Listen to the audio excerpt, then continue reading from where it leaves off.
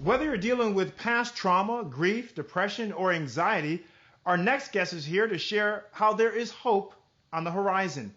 I'm pleased to welcome Tana Amen, nurse and author of The Relentless Courage of a Scared Child, How Persistence, Grit, and Faith Created a Reluctant Healer. Now, Tana, welcome to the show. Thank you so much. Welcome. So, your book deals with overcoming trauma.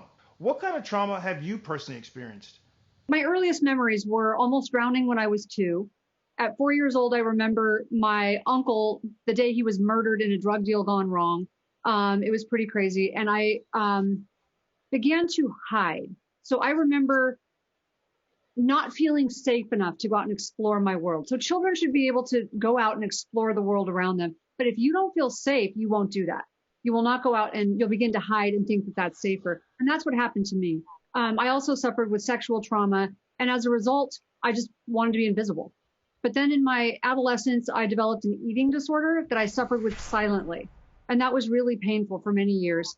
Then in my 20s, I just started to get things back on track, thinking that my world was turning around. I was finally in some semblance of control, and I was diagnosed with cancer right at the same time that I had tested and was accepted for Playboy magazine. Within the same week, I got both of those messages. You've been accepted for Playboy. Oh, by the way, you have cancer. And I lost the Playboy deal. And because of the cancer, I went through multiple surgeries, radiation treatments. And I lost the one thing that I had begun to think was the most important thing to me, which was my appearance. Because at that age and that stage of my life, that was really vital. And I just sunk into this wicked depression. And it was just a terrible time in my life. I began to think that I was wasting oxygen on the planet.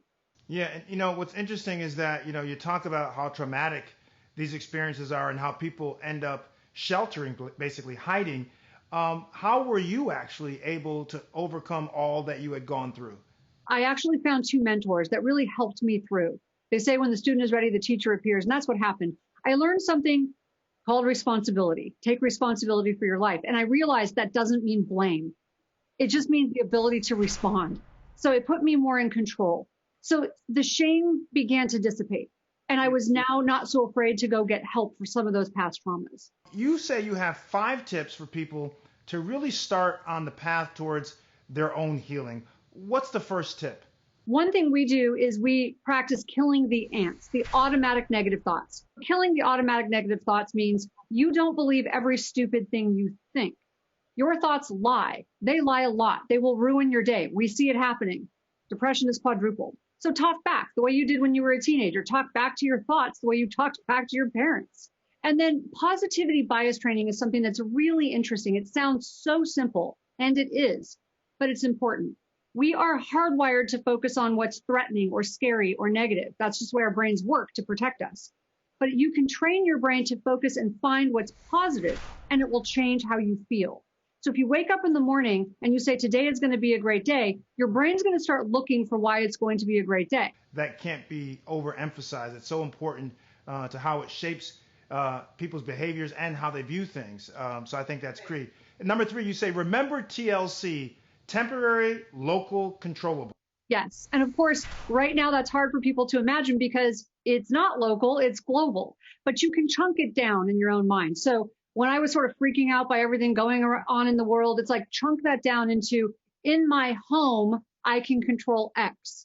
Or in my home, we are okay right now. Chunk it down to where it's local for you. Know that it's temporary and control what you can. Focus on what you can do, not what you can't do. Number 4. Meditation. My favorite form of meditation, if you just do 5 minutes a day of mindfulness meditation, which is just helping you be present. It helps you be aware of what's happening, be present with your surroundings. It's going to just, help you not focus on all that's negative around you, but just be aware that you're okay in this moment. These are such great tips and so empowering. Congratulations to you, by the way, to overcome what has been a lot of trauma. And I really believe that sometimes the best people to help others and give advice to others about overcoming issues are those who have experienced it. So thanks for turning what's a tough experience into a positive situation for so many others. Thank you.